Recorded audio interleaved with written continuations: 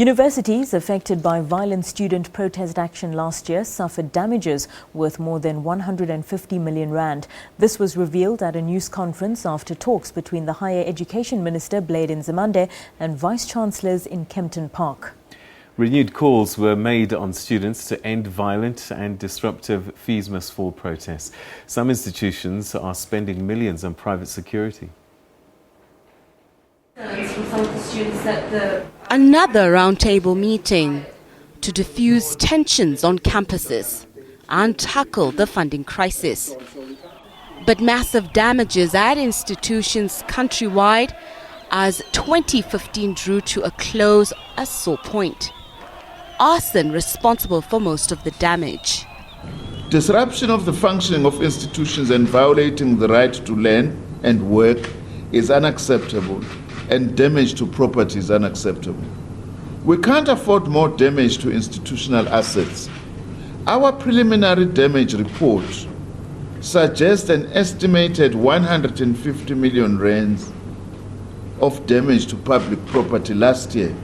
Universities are set on avoiding a repeat and also want to protect staff and students. The only reason those private security have been brought on is because registration was being prevented. I have cases, and I wrote an example of it, of a grandfather from Limpopo who raised money, jumped on a bus, drove for 5 hours on that bus with his grandson to register and was prevented. That is a violation of rights of the poorest of the poor. The National Student Financial Aid Scheme has scheduled a briefing for Thursday on the 2016 budget allocations and additional funding.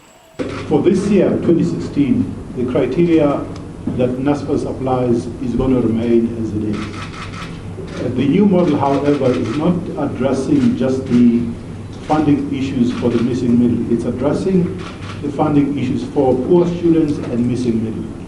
And the criteria that it will utilize, obviously this is still a work in progress, will go beyond just the blunt instrument, or maybe rather the crude way in which the means test is applied at the moment. A new funding model is expected to be rolled out from next year. Nozintombi Mia, SABC News, Kempton Park.